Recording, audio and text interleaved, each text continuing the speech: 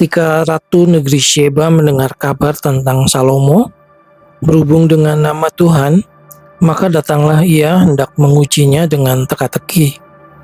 Ia datang ke Yerusalem dengan pasukan pengiring yang sangat besar, dengan unta-unta yang membawa rempah-rempah, sangat banyak emas dan batu permata yang mahal-mahal. Setelah ia sampai kepada Salomo, dikatakannya lah segala yang ada dalam hatinya kepadanya. Dan Salomo menjawab segala pertanyaan ratu itu. Bagi raja tidak ada yang tersembunyi yang tidak dapat dijawabnya untuk ratu itu. Ketika Ratu Negeri Sheba melihat segala hikmat Salomo dan rumah yang telah didirikannya, makanan di mejanya, cara duduk pegawai-pegawainya, cara pelayan-pelayannya melayani dan berpakaian, minumannya dan korban bakaran yang biasa dipersembahkannya di rumah Tuhan, maka tercenganglah ratu itu. Dan ia berkata kepada raja, "Benar juga kabar yang kudengar di negeriku tentang engkau dan tentang hikmatmu. Tetapi aku tidak percaya perkataan-perkataan itu sampai aku datang dan melihatnya dengan mataku sendiri. Sungguh setengahnya pun belum diberitahukan kepadaku dalam hal hikmat dan kemakmuran. Engkau melebihi kabar yang kudengar. Berbahagialah para istrimu, berbahagialah para pegawaimu ini yang selalu melayani engkau dan menyaksikan hikmatmu. Terpujilah Tuhan Allahmu yang telah berkenan kepadamu sedemikian, hingga ia mendudukkan engkau di atas tahta kerajaan Israel. Karena Tuhan mengasihi orang Israel untuk selama-lamanya, maka ia telah mengangkat engkau menjadi raja untuk melakukan keadilan dan kebenaran." Lalu diberikannya kepada raja 120 talenta emas dan sangat banyak rempah-rempah dan batu permata yang mahal-mahal. Tidak pernah datang lagi begitu banyak rempah-rempah seperti yang diberikan Ratu Negeri Sheba kepada Raja Salomo itu. Lagi pula kapal-kapal Hiram yang mengangkut emas dari Ofir membawa dari Ofir sangat banyak kayu cendana dan batu permata yang mahal-mahal. Raja mengerjakan kayu cendana itu menjadi langkan untuk rumah Tuhan dan untuk istana raja, dan juga menjadi kecapi dan gambus untuk para penyanyi. Kayu cendana seperti itu tidak datang dan tidak kelihatan lagi sampai hari ini. Raja Salomo memberikan kepada Ratu Negeri Sheba segala yang dikehendakinya dan yang dimintanya, selain apa yang telah diberikannya kepadanya, sebagaimana layak bagi Raja Salomo. Lalu ratu itu berangkat pulang ke negerinya bersama-sama dengan pegawai-pegawainya.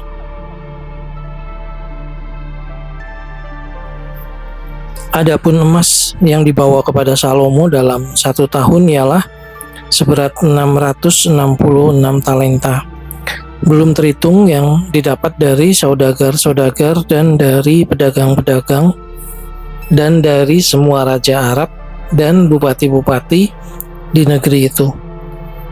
Raja Salomo membuat 200 perisai besar dari emas tempaan. 600 shikel emas dipakainya untuk setiap perisai besar. Ia membuat juga 300 perisai kecil dari emas tempaan. 3 mina emas dipakainya untuk setiap perisai kecil.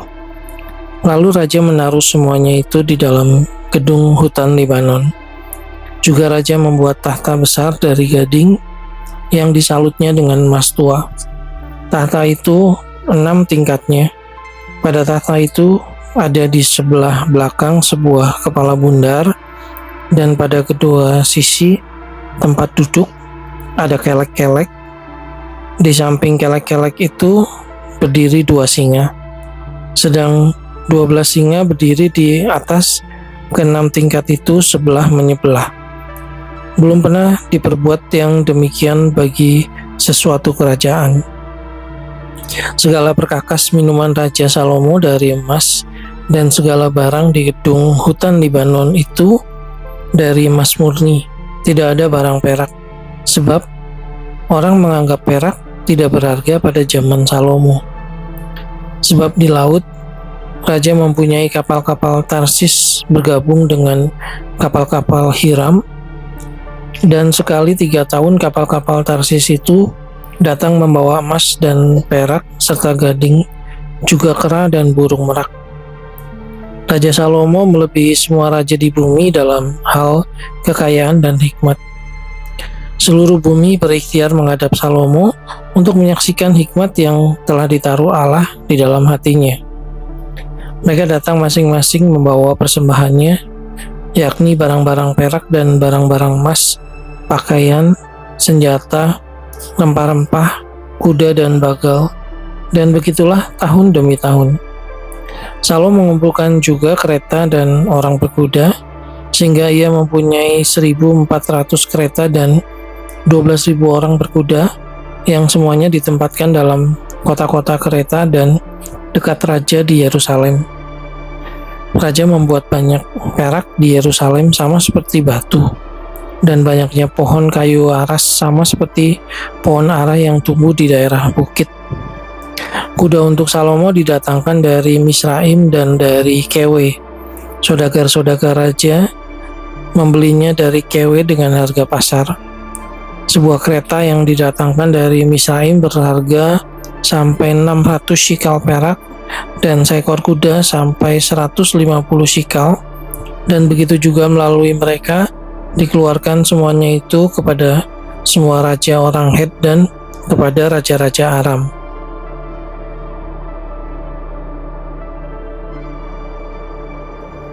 Adapun Raja Salomo mencintai banyak perempuan asing. Di samping anak Firaun, ia mencintai perempuan-perempuan Moab, Amon, Edom, Sidon, dan Het. Padahal tentang bangsa-bangsa itu, Tuhan telah berfirman kepada orang Israel, "Janganlah kamu bergaul dengan mereka dan mereka pun janganlah bergaul dengan kamu, sebab sesungguhnya mereka akan mencondongkan hatimu kepada allah-allah mereka." Hati Salomo telah terpaut kepada mereka dengan cinta. Ia mempunyai 700 istri dari kaum bangsawan dan 300 gundik. Istri-istrinya itu menarik hatinya daripada Tuhan. Sebab pada waktu Salomo sudah tua, istri-istrinya itu mencondongkan hatinya kepada allah-allah lain, sehingga ia tidak dengan sepenuh hati berpaut kepada Tuhan Allahnya seperti Daud ayahnya. Demikianlah Salomo mengikuti Asitoret, dewi orang Sidon, dan mengikuti Milkom, dewa kejijikan, sembahan orang Amon. Dan Salomo melakukan apa yang jahat di mata Tuhan, dan ia tidak dengan sepenuh hati mengikuti Tuhan seperti Daud ayahnya. Pada waktu itu Salomo mendirikan bukit pengorbanan bagi Kamos, dewa kejijikan, sembahan orang Moab, di gunung di sebelah timur Yerusalem, dan bagi Molok, dewa kejijikan sembahan Bani Amon. Demikian juga dilakukannya bagi semua istrinya, orang-orang asing itu, yang mempersembahkan korban hukuman dan korban sembelihan kepada allah-allah mereka. Sebab itu, Tuhan menunjukkan murkanya kepada Salomo, sebab hatinya telah menyimpang daripada Tuhan Allah Israel, yang telah 2 kali menampakkan diri kepadanya, dan yang telah memerintahkan kepadanya dalam hal ini, supaya jangan mengikuti allah-allah lain, akan tetapi ia tidak berpegang pada yang diperintahkan Tuhan. Lalu berfirmanlah Tuhan kepada Salomo, "Oleh karena begitu kelakuanmu, yakni engkau tidak berpegang pada perjanjian dan segala ketetapanku yang telah kuperintahkan kepadamu, maka sesungguhnya aku akan mengoyakkan kerajaan itu daripadamu dan akan memberikannya kepada hambamu. Hanya pada waktu hidupmu ini, aku belum mau melakukannya oleh karena Daud ayahmu. Dari tangan anakmu lah aku akan mengoyakkannya. Namun demikian, kerajaan itu tidak seluruhnya akan kukoyakkan daripadanya. 1 suku akan kuberikan kepada anakmu oleh karena hambaku Daud dan oleh karena Yerusalem yang telah kupilih." Kemudian Tuhan membangkitkan seorang lawan Salomo, yakni Hadad orang Edom. Ia dari keturunan Raja Edom. Sesudah Daud memukul kalah orang Edom, Maka Panglima Yoab pergi menguburkan orang-orang yang mati terbunuh, lalu menewaskan semua laki-laki di Edom. 6 bulan lamanya Yoab diam di sana dengan seluruh Israel sampai dilenyapkannya semua laki-laki di Edom. Tetapi Hadad melarikan diri bersama-sama dengan beberapa orang Edom dari pegawai-pegawai ayahnya dan mengungsi ke Mesir. Adapun Hadad itu masih sangat muda. Mereka berangkat dari Midian, lalu sampai ke Paran. Mereka membawa beberapa orang dari Paran, lalu mereka sampai ke Mesir kepada Firaun, Raja Mesir. Ia ini memberikan rumah kepada Hadad, menentukan belanjanya dan menyerahkan sebidang tanah kepadanya. Hadad demikian disayangi Firaun, sehingga diberikannya kepadanya seorang istri, yakni adik istrinya sendiri, adik permaisuri Tahpenes. Lalu adik Tahpenes itu melahirkan baginya seorang anak laki-laki, Genubat namanya, dan Tahpenes menyapi dia di istana Firaun, sehingga Genubat ada di istana Firaun, di tengah-tengah anak-anak Firaun sendiri. Ketika didengar Hadad di Mesir bahwa Daud telah mendapat perhentian bersama-sama dengan nenek moyangnya dan bahwa Panglima Moab sudah mati juga, maka berkatalah Hadad kepada Firaun, "Biarkanlah aku pergi ke negeriku." Lalu bertanyalah Firaun kepadanya, "Tetapi kekurangan apakah engkau padaku ini, maka engkau tiba-tiba berniat pergi ke negerimu?" Jawabnya, "Aku tidak kekurangan apapun, namun demikian, biarkanlah juga aku pergi." Allah membangkitkan pula seorang lawan Salomo, yakni Rezon bin Eliada, yang telah melarikan diri dari tuannya, yakni Hadadezer, Raja Soba. Ia mengumpulkan orang-orang, lalu menjadi kepala gerombolan. Ketika Daud hendak membunuh mereka, maka pergilah mereka ke Damsyik. Mereka diam di sana dan disitulah mereka mengangkat Rezon menjadi raja. Dialah yang menjadi lawan Israel sepanjang umur Salomo. Ia mendatangkan malapetaka sama seperti Hadad. Ia muak akan orang Israel dan menjadi raja atas Aram. Juga Yerobeam bin Nebat, seorang Efraim dari Sereda, seorang pegawai Salomo, nama ibunya Serua, seorang janda, memberontak terhadap raja. Inilah alasannya mengapa ia memberontak terhadap raja. Salomo mendirikan Milo dan ia menutup tembusan tembok kota Daud ayahnya. Yerobeam adalah seorang tangkas. Ketika Salomo melihat bahwa orang muda itu seorang yang rajin bekerja, maka ditempatkannya lah dia mengawasi semua pekerja wajib dari keturunan Yusuf.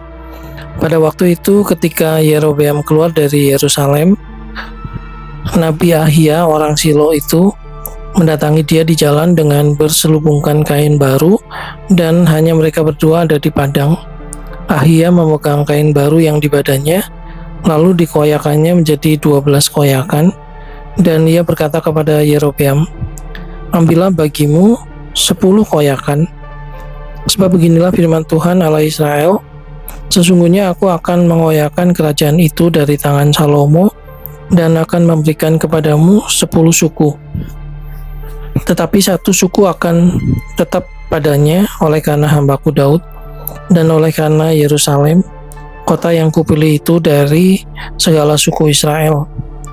Sebabnya ialah karena ia telah meninggalkan aku dan sujud menyembah kepada Asitoret, dewi orang Sidon, kepada Kamos, Allah orang Moab, dan kepada Milkom, Allah Bani Amon, dan ia tidak hidup menurut jalan yang kutunjukkan dengan melakukan apa yang benar di mataku dan dengan tetap mengikuti segala ketetapan dan peraturanku seperti Daud ayahnya. Bukan dari tangannya akan kuambil seluruh kerajaan itu, aku akan membiarkan dia tetap menjadi raja seumur hidupnya, oleh karena hambaku Daud yang telah kupilih dan yang telah mengikuti segala perintah dan ketetapanku.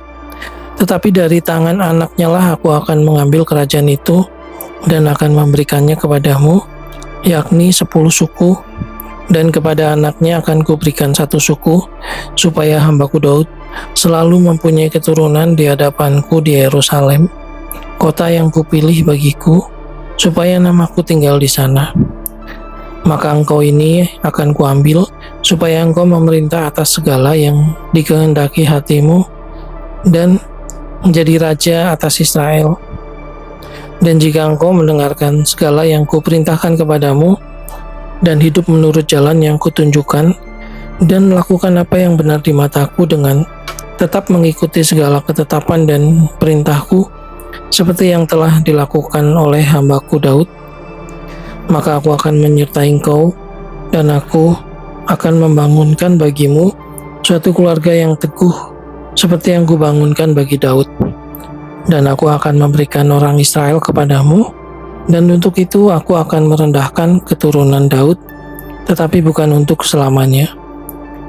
Lalu Salomo berikhtiar membunuh Yerobeam, tetapi Yerobeam bangkit dan melarikan diri ke Mesir, kepada Sisak, raja Mesir, dan di Mesirlah ia tinggal sampai Salomo mati. Selebihnya dari riwayat Salomo dan segala yang dilakukannya dan hikmatnya, bukankah semuanya itu tertulis dalam kitab riwayat Salomo? Lamanya Salomo memerintah di Yerusalem atas seluruh Israel ialah 60 tahun. Kemudian Salomo mendapat perhentian bersama-sama dengan nenek moyangnya, dan ia dikuburkan di kota Daud ayahnya. Maka Rehabeam anaknya menjadi raja menggantikan dia.